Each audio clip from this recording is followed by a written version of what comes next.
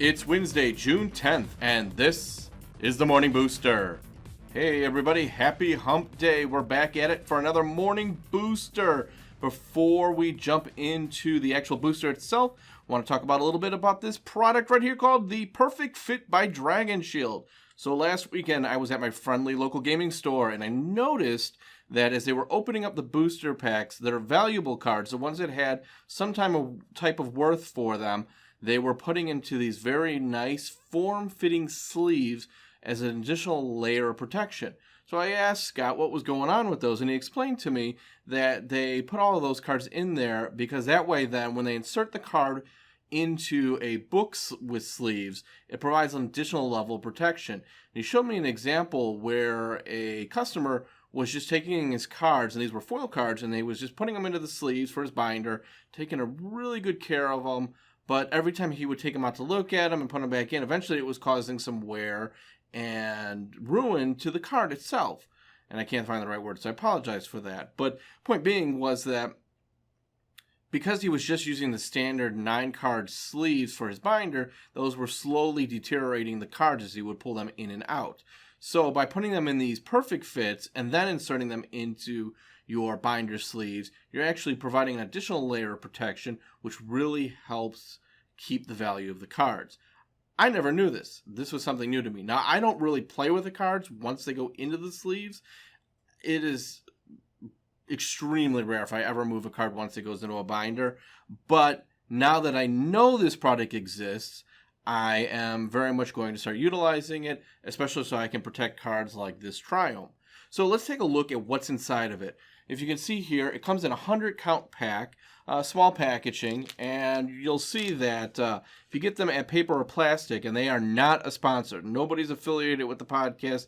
This is me purely telling you where I got them from. I paid $4.29. So roughly, what is that? About 4.2 cents a sleeve. So not bad for that extra layer of protection for cards like the Triumph, where you don't want your $10, $15 card getting ruined just because you're putting it into your binder. So as you can see here, nice packaging. We're going to go ahead and crack this one open.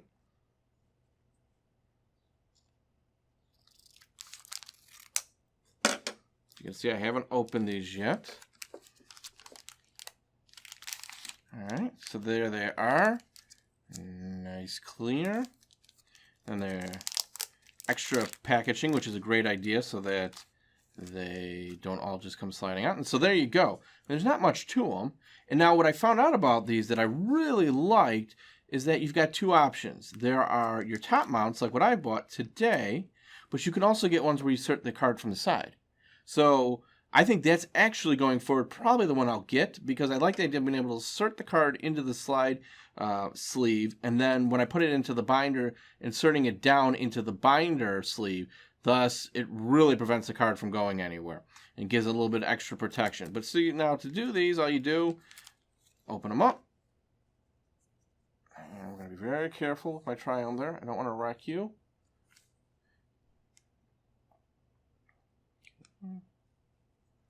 And wow, those are really tight. So we're gonna be extra careful here.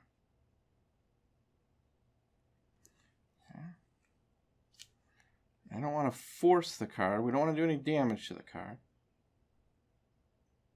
So I would say that's one thing I'm not liking about these right now, is the fact that they are so tight that I'm really afraid I'm going to damage this card. So I'm really being careful how I apply the pressure. So that's something to keep in mind with these, and that they are tight fit as they imply. Now let's see real quick here. Will fit smoothly inside regular Dragon Shield card sleeves, offer the best possible protection over hundreds for standard game cards.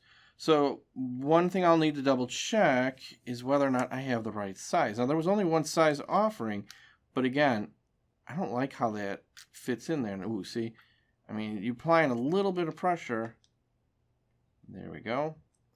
So I'd be damned if that's not the right size, but that's a little bit awkward. So Something to keep in mind is that you really got to be comfortable with putting your card into it. Now, this is the first time I've tried putting one of my cards in, so maybe as I get more familiar with the product, they'll go into the sleeves easier. But definitely something to keep in mind is that these are tight-fitting sleeves, so you're going to want to be patient when you're putting especially your valuable cards into them. But again, now that it's in there, that's just a great extra layer of protection that I really like. So overall, I would definitely suggest it. Like I said, biggest concern there is just getting comfortable with how to use them. But again, once you've got them in there, I like having that extra protection on my more valuable cards. So if before we get into the booster, if you've used the Dragon Shields and you have any suggestions on how I should use them going forward, tips on how to best insert the cards into them, please put those in the comments section down below. I would love to hear from others if they are using these and how to get the best use out of them. With that said, why don't we go ahead and crack open our morning booster.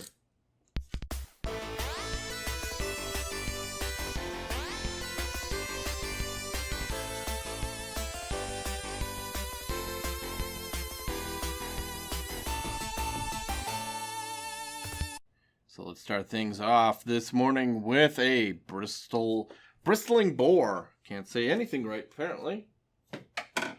All right, and there's a little noise in the background. So it's 1 green, 3, just a creature type boar. Mystery egg. I've talked about this one already a few times, but I love the artwork on the mystery egg. It is fantastic. I love the color usage. I like the details in the crystals around the nest itself. Fantastic piece of art. This is up there as another one of those that I would love to get in some other form, so that I could put it up on my wall. I might even make it part of a mural of common cards out of this set eventually. Okay. Light of Hope, we've seen this before. Nice, some pretty nice artwork there. I like the choices in the pinks. Seems like a good card. We've seen Adaptive Shimmerer as well before. Another pretty good card. Love the colors about it. Wingfold Terron. All right, so this is a dinosaur. I love that dinosaurs have been added into Magic. I know that's nothing new, but something about when they started getting included. It's like D&D. Yeah, you got all your fantasy creatures, but there's just something cool about knowing that dinosaurs are always an option. It's that little piece of reality that just fits in well with this setting and many others. So I like seeing that there's dinosaurs included. All right. Blade Banish, another one. We've seen this before. Okay, so Night Squad Commando. I don't think I've seen this one. When Night Squad Commando enters the battlefield, if you attack this turn, create a 1/1 white human soldier creature token. So a little bit of a high casting cost, 2/3. Interesting. Fiery Prophecy. Boy, does that not look like the Eye of Sauron. All right, watch out. Tolkien's estate's going to be soon. Wizards of the Coast sooner than we know it.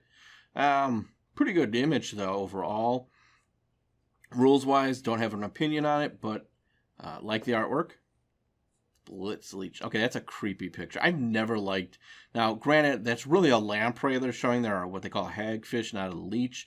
It's creepy anyway you put it, man. When it's just a tube with teeth at the end, it's not something I like to look at or would want to mess with.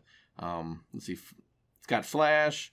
When Blitz Leech enters the battlefield, target creature an opponent controls gets -2/-2 until the end of the turn. Remove all counters from that creature. Wow, it's pretty good. But then you look at that casting cost and you're like, ah.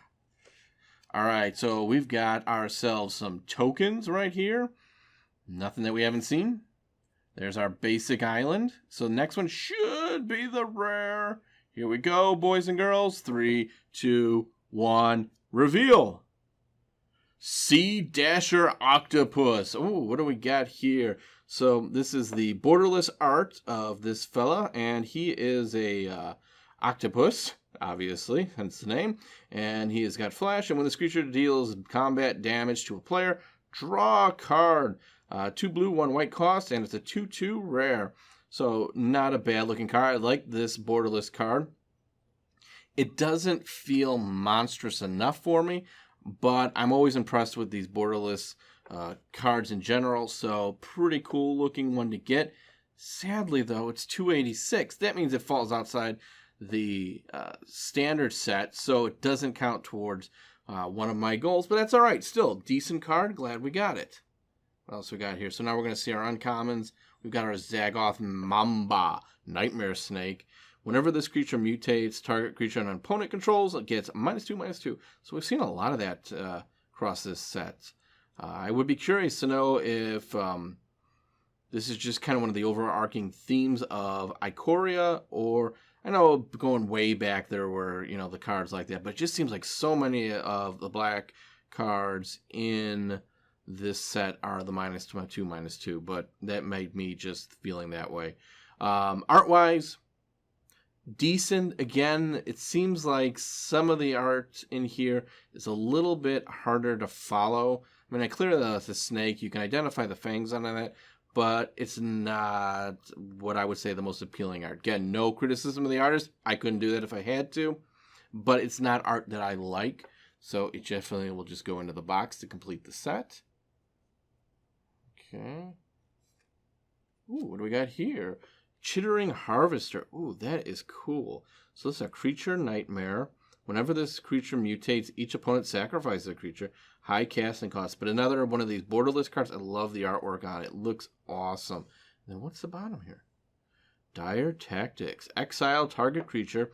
If you don't control a human, you lose life equal to that creature's toughness. Okay.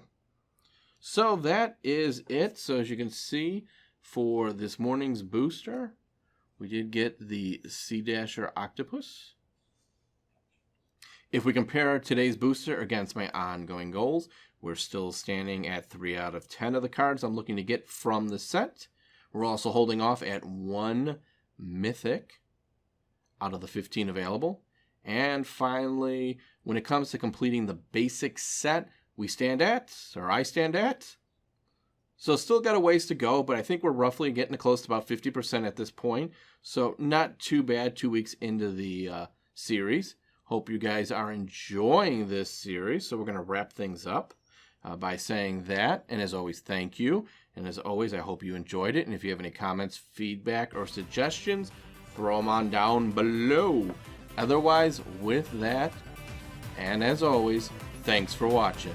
Till next time, everybody.